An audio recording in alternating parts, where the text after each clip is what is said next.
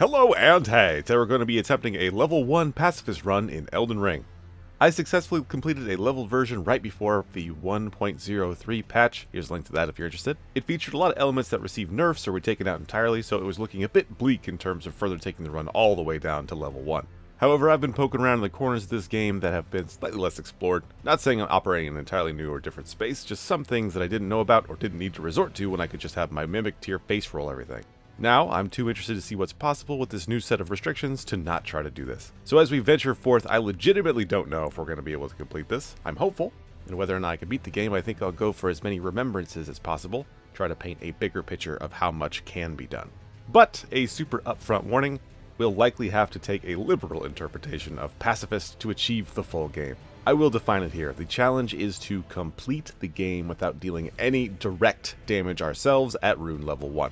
This technically already runs into the issue that we're going to be calling forth Spirit Ash summons that are going to be doing damage. We are using an ability that results in damage. This, however, is acceptable to most people. Calling for someone or something else to take down our foes is enough of a buffer to say that we're not doing the damage. Some people will disagree, and we'll address that. Just want to be clear that I understand this is as gray as most people are going to allow. Where this run will divide people or be the point where you put your foot down, understandably so, there are a few abilities in this game that they themselves deal no damage, though they inflict damaging ailments or statuses. To defend using these is akin to saying, I'm not dealing the damage, I'm just casting Comet Azure and that's what's dealing the damage. I'm fully aware of this, it's a little less extreme, but not by much, and certainly suboptimal. The answer to both of these concerns is that we already know you can complete this run by doing absolutely nothing. No Spirit Ashes, no glitches, no workarounds for defining damage. You can just summon people for every major encounter and do literally nothing. I can get my friend to play a harder version of the game for me, but that is neither what you, nor I, nor they would want.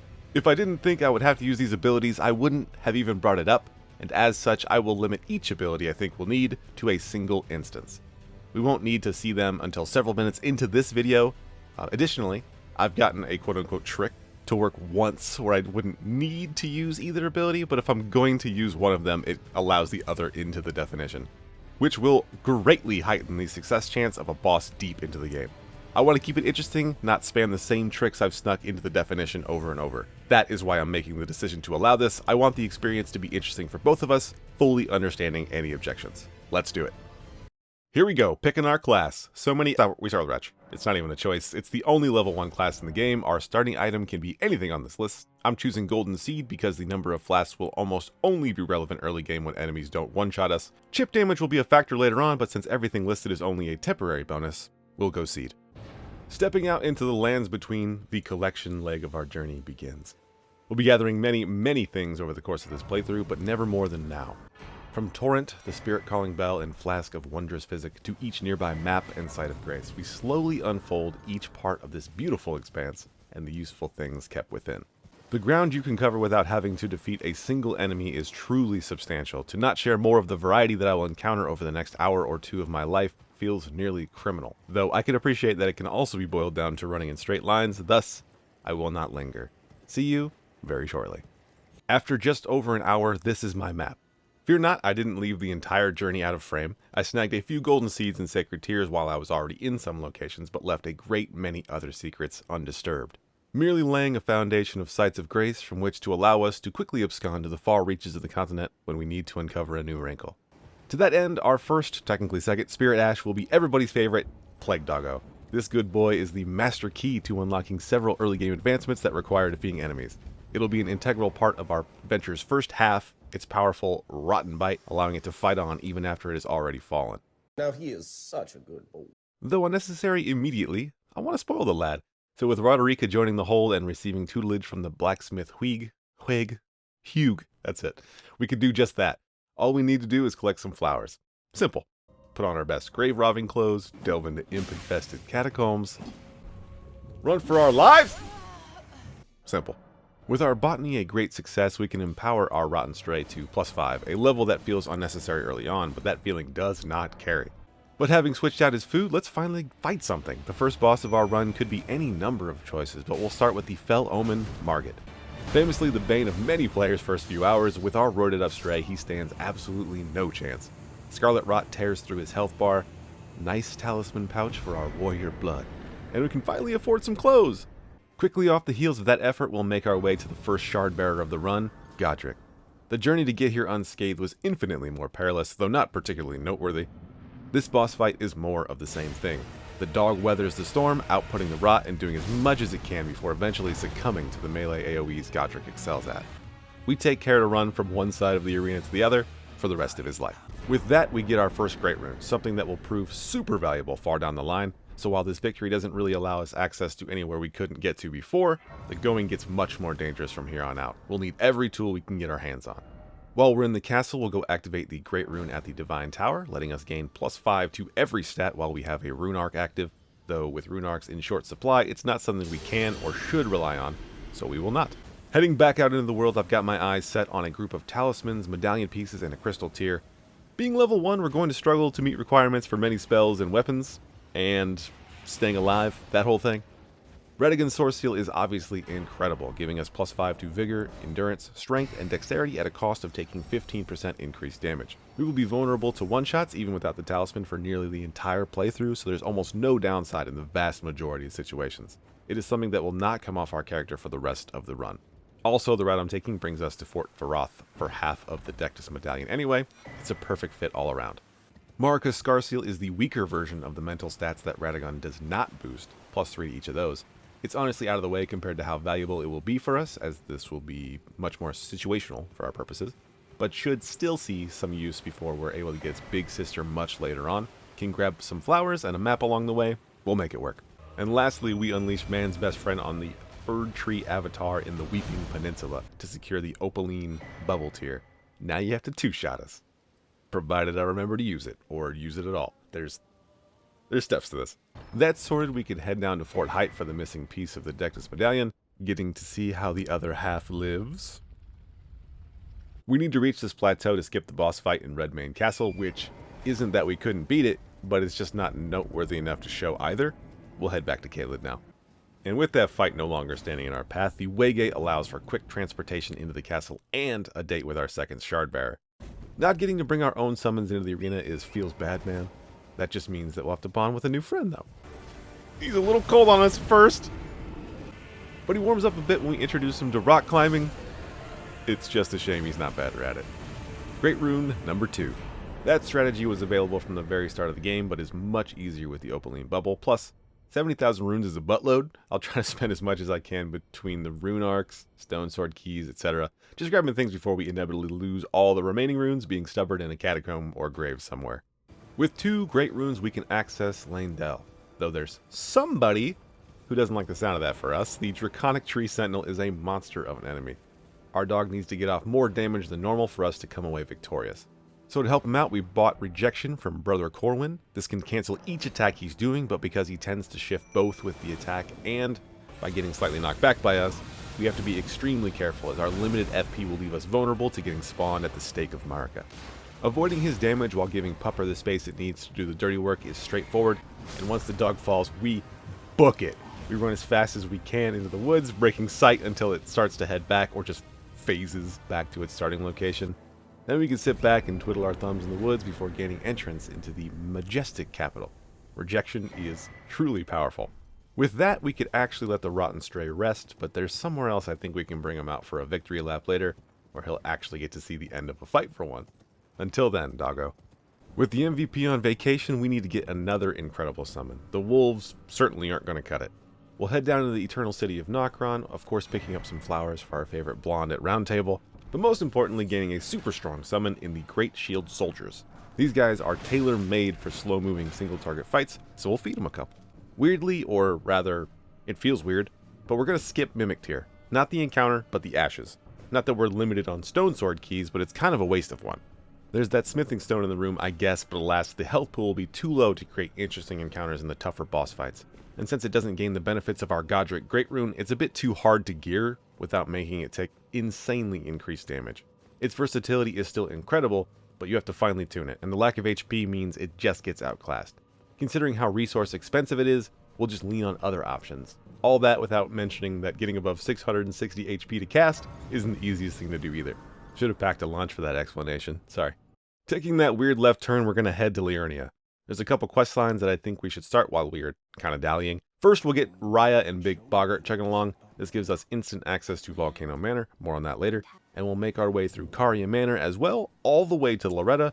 Let our Great Shield soldiers get the first real fight of the playthrough. If she catches a couple with their shields down in a full combo, I might need a restart, but other than that, should weigh in our favor. Her down, we can go see Ronnie, join her squad, talk to her homies, get the despicable Sylvis to pour us a drink, before rounding our way back to the capital, progressing as normal. We work our way through the crowds till we get up to Godfrey and have the lads stomp him into the ground. Healing is much more important here. If we can get to Godfrey's back, there's almost nothing he can do to hurt us. They can still win without the heal, but tilting the scales more towards us is clearly always preferred. Godfrey goes down without too much trouble, and we're already looking at going up against yet another Shardbearer. Even with all the detours, feels like we're making great time. There's a couple different variants of cheese that we can use to sail our way to victory here. I think it's important to note that in my leveled version of this run, my plus 10 Lutel the Headless was able to solo Morgott. It's funny to me that I noted then that she probably wasn't worth using the resource on for such few fights, because now that we have a whole extra set of Ghost Gloveworts, we're also not going to spend them on Lutel either. Though she's great in this battle, fully recommend. We are, as you're seeing on your screen, going to take the Coward's Way out. Doing this only to make it different from my other playthrough. If we spawn the Site of Grace in the arena by reaching the Impenetrable Thorns, then use it after getting him to come downstairs, Morgott's AI will just break. Around halfway through, he explodes, giving us all a big fright, before getting beat down by the Great Shield soldiers, granting us another Great Rune and the rolled medallion when we speak with Melina. Before heading off to that lift and all the fun mountain goodness, we have some more business to take care of. We collected a Seedbed Curse while traversing Lane Dell. It's time to put it to use. We'll talk to the loathsome Dung Eater back at the hold, unlock his cell, and then throw hands on the playground. The sword's Ash of War might be useful if I can find openings to use it. We'll play that by ear. From here, we'll take Sylvis's brew and give it to Dung Eater's actual self, before returning to Nokron to progress Ronnie's quest to the next step. Now, returning to Sylvis's tower, we can purchase Dung Eater Puppet for 5 Starlight Shards. I explain more than I will for other summons, because I've seen a lot of people adding steps they don't need to. You don't get the free one this way, but I can't imagine 2 people are using either of those anyway. Just a note. I'll wait on collecting the shards, because frankly I don't know where they are off the top of my head. So I'll wait for the huge grouping of them later in Ronnie's quest, in a while-ish. I wish we were done prepping, however we are not. Going to grab another summon for this upcoming fight. Sending the boys after this Ancestor Spirit to finally recruit an archer to the team. Not the one I wanted to use, but that has its own very real issues at this point in the game. We'll talk about that in a bit. But now we are finally getting back on track. We head into the Forbidden Lands and take the lift up to the mountaintops of the Giants. We don't have a lot that we need to do here. Luckily, it's a pretty dangerous area. The catacombs are starting to lengthen quite a bit, and considering we just can't take hits or defend ourselves in almost any meaningful way, it'd be a struggle if we needed a lot from this point onwards. But that brings us to this not-so-short red-haired fellow who is not too happy about us playing in his swamp. I hope you don't have dinner plans, because you're going to miss them. Starting the fight, we immediately need to get out of the arena. This can be done a couple ways. I truly believe this one is much easier. Just don't panic, delay the second jump, and we're out of there. Then we ride up the side of this hill before being careful not to wake the slumbering giant to our left, before plopping down our new companion, and now we wait. And I don't mean maybe. When he finally takes almost a quarter of his life in damage, the giant will let loose a single slow-moving fireball. Hopefully you haven't fallen asleep. You'll either juke it by getting it to read your forward input, or waiting for it to get into range and then dodging or running backwards. Either way, it's a simple task. You just gotta be ready for it. From here, we have to wait another long time for the archer to bring him into Phase 2. And just as soon as we're teleported back in, we're gonna leave again. The gravestone indicator is now not far enough out of the arena to safely place a summon in the same spot and still be able to hit the now much shorter giant. So, we will have to rest at the Site of Grace, restoring the giant's health bar. I know, it hurts me too. So we repeat the first phase again, get teleported back into the arena for Phase 2, and now his AI is broken. We can do whatever we like. Our ability to summon being reset is an incredible stroke of luck. We can put something down that's going to do actually respectable damage. Since we've already been here for about a century, I'm going to take the opportunity to give this Rotten Stray that victory lap. Rot will work very well, but he'll probably start showing his age by missing way more times than he should on a target this big. Funny how the melee spirits have such a hard time with big targets. He finally falls, even after they patch that old cheese. Rest easy, big dog. With the giant out of the way, we let Melina burn the tree and are whisked away to Chicago, where the formidable Godskin duo await. Frankly, we don't have the tools to deal with them just yet, so we have another heavy chunk of side missions before we'll be able to have a chance to take them out. Currently, we lack a heavy hitter. We've gotten far with limited upgrading. I realize that we've had +7s for a while now, but haven't made any other changes. We're going to travel to the village of the Albinarchs in Liurnia, collect the Halig Tree medallion piece from Albus. With the medallion in hand, we make our way through Lakeside Crystal Cave, getting to the Slumbering Wolf Shack.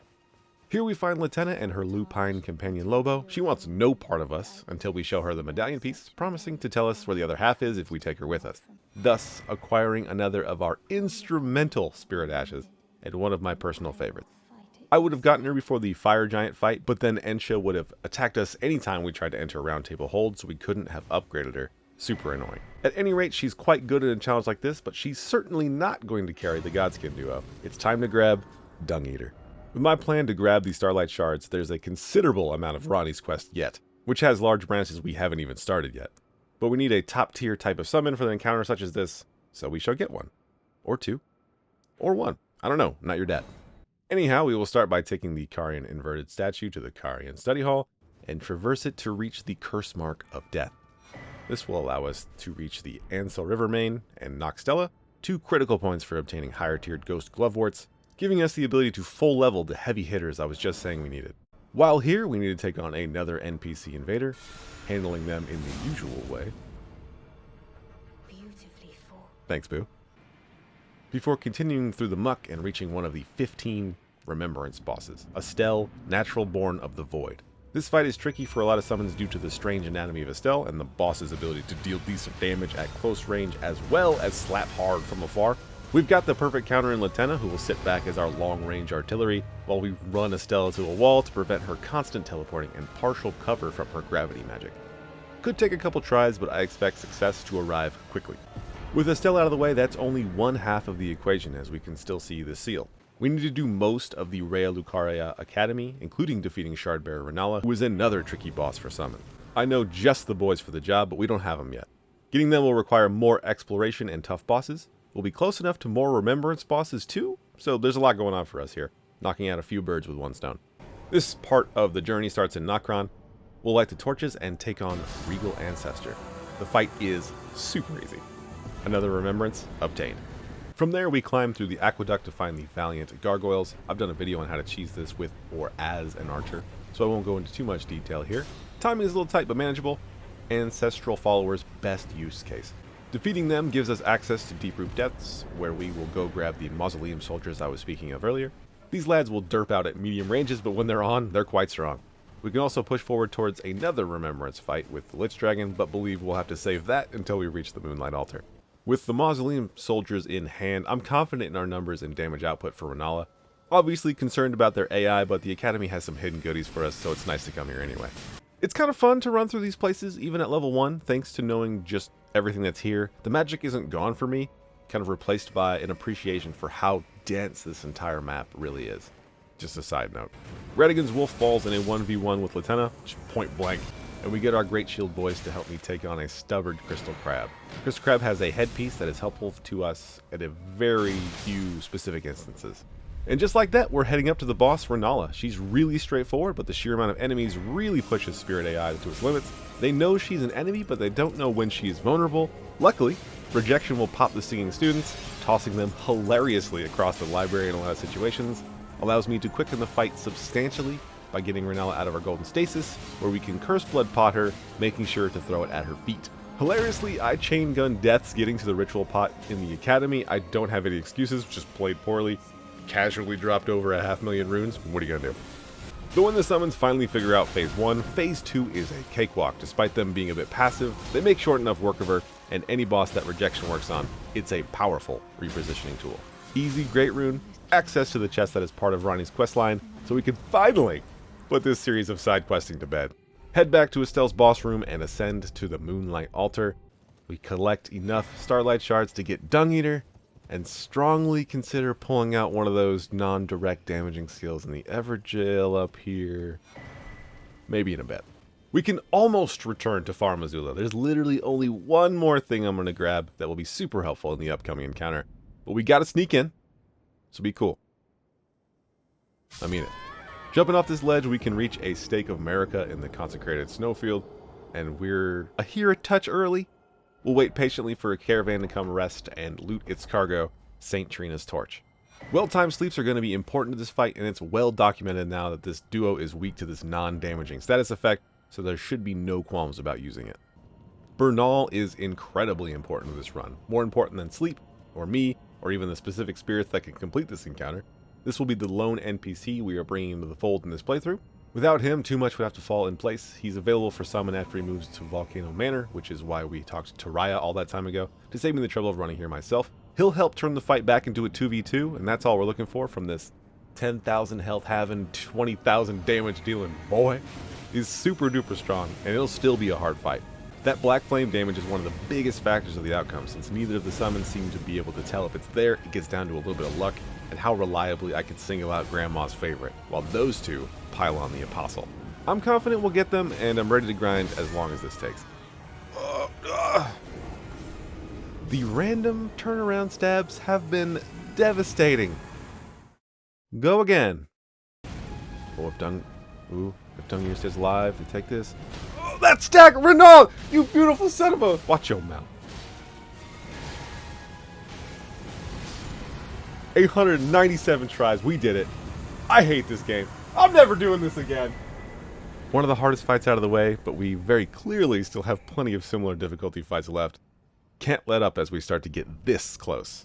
I haven't had Dung Eater in a playthrough, so I'm not sure what to expect from the Malakath fight, considering my 5.4k hit points pre-nerf Mimic tier got true 100 to 0 in my leveled Pacifist run. I have a feeling it's going to go pretty similar for him. If it looks bleak, we'll turn our eyes back to a certain Black Knife member. Yeah, it's a dead run without breaking the AI in some way. Unless we finally use one of those non-direct damage dealing status spells. And that's exactly what we're going to do. From Celavis, we bought Freezing Mist, and with our combination of items, we were able to just get up to 21 int without having to pop a Rune Arc. You love to see it. No Source Seal needed. I did spend about an hour and a half, not kidding, maybe even a touch more, trying to recreate the time where I had Electo jump off the map himself. It sure seems like they've made enemies more aware of ledges, though you could never knock her off. So not sure if the patch had something to do with it, or if it was just like a 1 in 10,000 thing. I wasn't recording it at the time because I wasn't expecting anything, and like I'm implying, it was in 1.02. What happened in that scenario, and not this playthrough to be clear, I still have to use the non-damage status effect spell here. That is, when it did work, I had her mostly pinned in a corner. She dashed into the rocks to my right, potentially the big sweeping jump. I wasn't looking for it, so I'm not entirely sure, and wasn't recording. She caught a little bit of air, like ramped up a little bit, and then immediately switched direction with the big sweeping jump for sure the other way as she flew back slightly and started falling very gracefully down the hole to the left, to my left, I should say. I wish I could have recreated that. I'd be a true pacifist for much longer, but oh well. Just like the gods can do, it's not like having the right summon for the job trivializes the encounter. It just brings it from no heckin' way to possible. We need a pretty specific scenario to occur to find the victory, even with all the considerations I feel we've made. We'll make sure to grab everything we need before landing that killing blow though, as doing so will make the large amount of things unable to be gotten in this playthrough. The Blade of Death, or whatever the ability is called, has a strange effect. Many of you that use a lot of Tish will have noticed that sometimes the health bar of the boss will go up by a chunk. I think almost everybody is aware that that is the lowered maximum health effect dropping off. It's just kind of showing what's happening almost in reverse in phased fight. That's relevant to us because bosses that have phases at say 75 or 50%, like the one we're fighting, won't hit that next phase at 50% of their hit points. It will be the 50% as represented by the health bar on the bottom. What's the difference? Well, using Malakath as the example because I'm fighting him, they have over 10k hit points normally over the two phases. We'll say 10,000 flat for ease. If the bar hits half in a normal circumstance, you're doing 5,000 damage, boom. There will be 5,000 hit points in phase 2. It'll be in the middle of the health bar, just like you thought. However, if the bar reaches half while the boss is under that 10% lowered maximum health effect, it will have triggered early after only 4,500 damage, and Malakath will start phase 2 with over half of the bar, an accurate representation of the 5,500 hit points he still had. Nothing sounds off about that yet. We can take advantage of this the other way because the health bar, the literal bar, does not regain the maximum total back. It just pops back that 10% in current health each time the effect is reapplied and subsequently falls off. Check the comments for the right way to say what's happening. I don't want to get lost in the minutia of this already long video. All you need to know is, because phase 2 is so terrifying in a level 1 pacifist attempt, we want to see it for as little time as possible. Not that it's really under my control, but we want Tish to apply her debuff and then do only minimal damage until that debuff falls off, at which point the boss's health bar will chunk up to the rough point that it was at before. And we want this to happen as many times as we can get it to happen. I don't know what happens if you deal the boss's entire health pool in this way. Feel free to report back on that, would be interesting to say the least. But take a look what happens after the cutscene when Tish lands about 8 of her ability at the properly staggered times. You like that? You like that? But we finally did it. Took an absolute sickening number of attempts, as I wasn't aware of the HP bar funkiness at the beginning of this. However, that was going to be the other hardest fight of the main story, I believe. Glad we can keep this thing rolling. Arriving in the Ashen capital, it feels good to have come so far. We're so close to the end of the main story, and I have direct paths to the other Remembrance bosses. Level 1 Pacifist is more rewarding than I thought it'd be, even if I want to put several holes in several walls. On approach to the Gideon fight, we could be in trouble here. He's a pretty easy fight for most players in a normal playthrough, but his damage output is actually super high if you let him get his skills off, which our AI will definitely do. I can do my best to reject him into small spaces and have my summons surround and stagger, but if he ever gets out or is able to get his AoEs off even once, some of these big combos can turn the fight at any moment. If Dung Eater doesn't just roll this guy on the first attempt, we're going to have an interesting time here. Everybody else I have been using is kind of countered in some way, either too low health pool, or in the case of Tish, the main attack is going to be near impossible to land if I'm constantly rejecting, and probably just can't deal with 150% of a health bar. I have backup plans if things turn pear-shaped, but not everybody is going to like it. I should have tested out Dung Eater before bringing him into this playthrough, because while I don't know who else other than Tish is going to be able to party with the Godskin duo, YouTube titles need to calm down, because he's good, but he's not pre-patch Mimic or anything. I'm simply whelmed by him. May have spoken too soon when I said the last couple were going to be the hardest, and I was wrong. I don't think I'm pulling this off without a seriously lucky streak with Tish, as well as using spells that you're not going to like how I got. I grabbed Barrier of Gold before we nuked the capital, and while it might be possible to rejection the invisible scarab all the way to the elevator shaft, I was never going to do that. Not even trying to claim that because it's possible it should be allowed, though if you can just have a friend pop in and get it for you, that might be reasonable enough. Anyway, the way I got it was taking a detour to the Wyndham Ruins and fighting my summons AI to take down the Tibia Mariner, who drops Tibia Summons, a sorcery that is about the closest thing to an acceptable skill for us to use in the entire game. It hits, it does damage, it also pushes the limits of our stat boosting, needing 28 intelligence and 20 faith. For those, I had to use the +5 intelligence talisman, go all the way to the Halig Tree for Marika's Soar Seal, use the Karalos headpiece from the Academy from earlier, and pop a Rune Arc with Godric's Great Rune, all to do this single cast. And it didn't even matter. Oh no. I sacrificed 2 more Rune Arcs to Gideon even while using it. Never really came close. So the whole thing was just wasted. Just wanted people to know I didn't need to do any of that. So is the run over? No. We just go around back. He's not a remembrance boss or anything. We can just come say hi. His model has collision, but it's not interactable with the simple ways I tried. Onwards we head to the Elden throne. Well, it might be a little less climactic if we're failing on Fortisax or something at the end of the video. So, let's go collect some remembrances. We have 8 already. I'll be happy with 11 out of 15, jazzed for 12, and over the moon for 13 plus. We'll go to Mogwin. Mog, we won't waste your time. I'm gonna cheese him. Triple shackle into an archer to the face. Pow! In Deep Root Deaths, have a quick prerequisite bout with Fia's champions. Mausoleum boys doing their thing, couple tries at best, but they always try. It's something, I don't know. Come on! Into the actual Remembrance battle with Fortisax, the List Dragon. It's another Tish fight where if she dodges, she wins. Just the hardest of hard carries. Wow! She popped off! Love it. Into the volcano with Rykard. Mimic plus Serpent Hunter could probably do it if the thing happens where the snake goes into the corner and doesn't have lava around it. Otherwise, health pool probably just too low. Probably loses that constant tax of fire damage. And of course I'm not using it. Guess that's worth a reminder. Tish's chunks are appealing on the numbers side of things, but she still has so many hits to each health bar while standing in lava. That lava is a big problem. It would take a while, but it is theoretically possible to run around the opposite side of the arena while Latenna smells what the rock is cooking. I even found this little spot to hop up on the rim of the arena, which, even if the rocks were solid just past this area, the summon zone runs out quickly over here as well.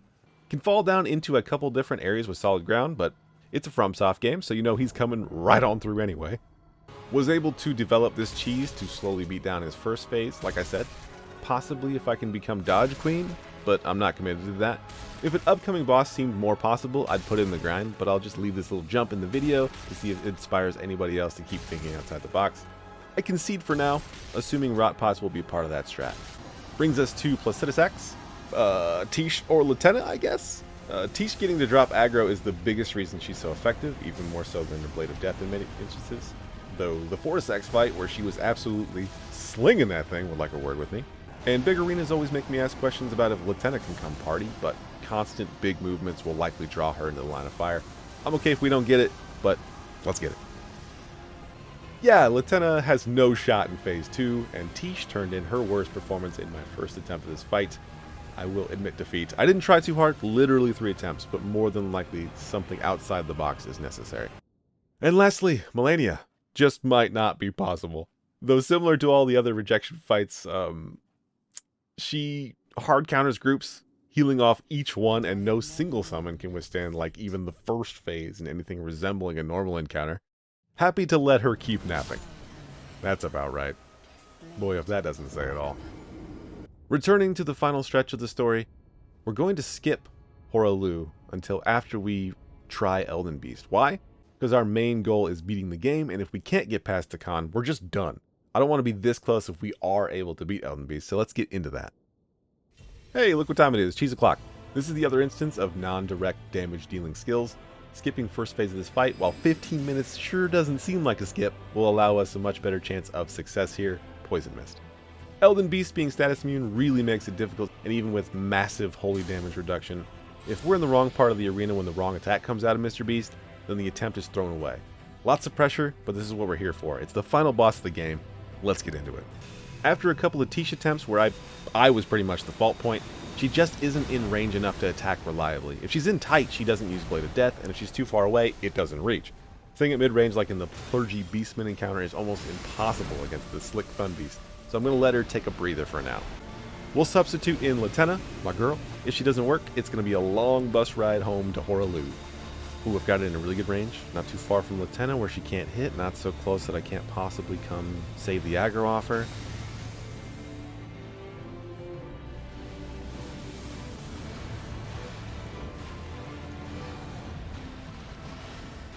Just need to keep focused, not letting Lord's Divine Fortification drop off. Oh, deep breaths.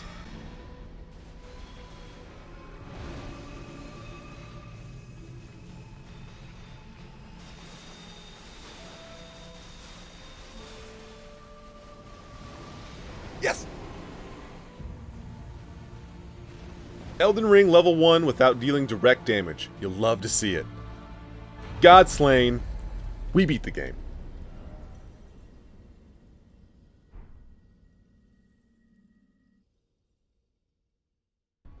Riding the high of being Elden Lord, we'll come back and take a stab at this Remembrance boss.